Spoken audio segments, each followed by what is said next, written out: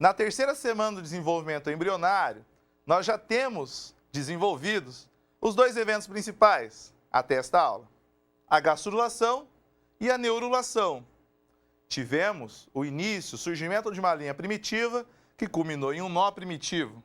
Por dentro, um suco primitivo e a formação de uma fosseta primitiva. A proliferação do epiblasto deu origem ao mesoderma intraembrionário. O meu epiblasto se transformou em ectoderma e o meu hipoblasto se transformou agora em um endoderma. A partir do nó primitivo, a proliferação celular das células ectodermais por dentro do meu mesoderma intraembrionário vai dar origem ao processo notocordal. O processo notocordal se fecha, dando origem à notocorda. Sobre o processo notocordal, em fechamento, nós temos a expansão da placa neural. A placa neural invagina, formando o suco neural. Com a formação do suco neural, nós também temos a formação das pregas neurais.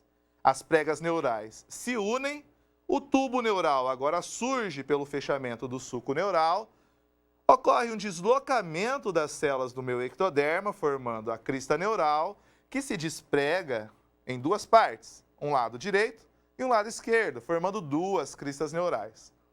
Essas estruturas serão importantes para o desenvolvimento do esqueleto axial do embrião e também do sistema nervoso central que está em formação. Nós vimos que o surgimento da notocorda é necessário para a formação do mesoderma paraxial, do mesoderma intermediário e do mesoderma lateral. Isso acontece tanto do lado esquerdo quanto do lado direito do meu embrião, tendo como referência a notocorda, que é central. O mesoderma paraxial é onde serão desenvolvidos os somitos. Os somitos comporão as vértebras, os nervos associados, o tecido conjuntivo que ali vai residir e também a musculatura que vai se desenvolver naquela região.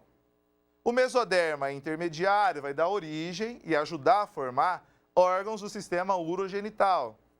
E o mesoderma lateral será dividido em somatopleura e esplancnopleura. A somatopleura dá origem ao revestimento corpóreo do embrião, a composição da parede do embrião que vai se enrolar durante a quarta semana.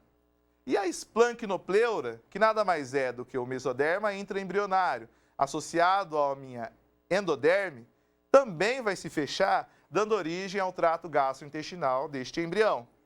Nós tivemos na terceira semana, então, a formação dentro deste embrião, que ainda é planar, mas continua se desenvolvendo, todo o desenvolvimento do seu eixo cefálico, onde existia a placa pré-cordal, que agora está em desenvolvimento e vai se transformar em membrana bucofaríngea, e a região caudal.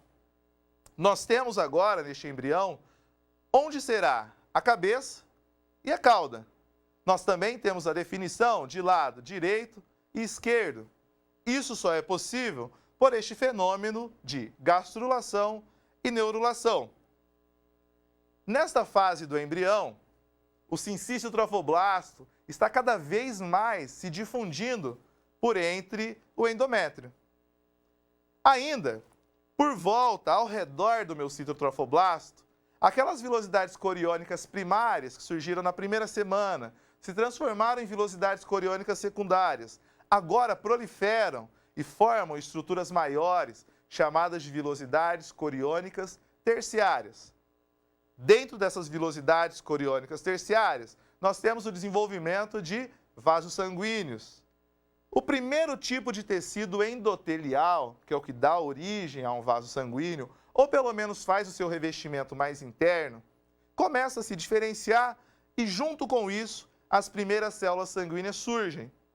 Mais ainda, enquanto os vasos sanguíneos e o primeiro princípio ali de desenvolvimento sanguíneo do embrião se forma, o sincício trofoblasto se expande, começa a agregar cada vez mais o sangue materno. Se formam cavidades dentro desse sincício, chamadas de lacunas. Essas cavidades se conectam e o sangue materno flui para dentro desse sincício. Nós iniciamos dessa forma o princípio da conexão entre a mãe e o feto, neste caso relacionado ao sangue. O sangue materno começa a circular muito próximo à região onde está sendo desenvolvido o sangue embrionário. Os vasos sanguíneos continuarão o seu desenvolvimento, penetrarão para dentro do embrião por meio de um pedículo, pelo qual o embrião continua suspenso dentro da cavidade coriônica. Esse pedículo ele vai ser transformado em um cordão umbilical futuramente. Ainda na terceira semana, posterior à placa pré-cordal, nós temos uma região mesodermal chamada de área cardiogênica. Nesta região, que fica bem na cabeça do embrião, que está se desenvolvendo, o primórdio do coração também começa a aparecer. As primeiras células em diferenciação cardíaca começam a formar uma estrutura cardiogênica. Embora o coração se forme à frente da placa pré-cordal, durante a invaginação e o englobamento deste embrião, durante a quarta semana, vai fazer com que a área cardiogênica, com o coração que está se desenvolvendo, que se situa na região anterior, seja englobada e comece a fazer parte da região interna do embrião. Esta área cardiogênica, a partir do momento que ela adentra na quarta semana, ela pode se desenvolver e dar origem ao coração. Daí a importância dos celomas intraembrionários, que surgiram ainda durante a terceira semana.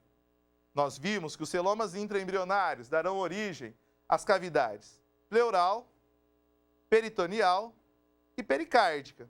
Ou seja, os órgãos internos situados dentro das cavidades corpóreas estarão incorporados dentro das estruturas que surgiram por meio desses celomas intraembrionários, que formaram estruturas cavitárias dentro do embrião.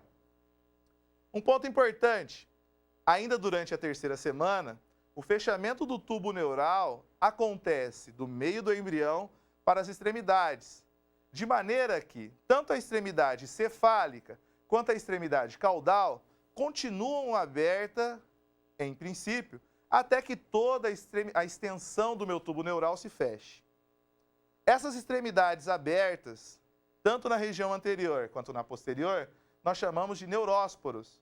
Nós teremos, então, um neurósporo rostral, que está na face anterior, e um neurósporo caudal.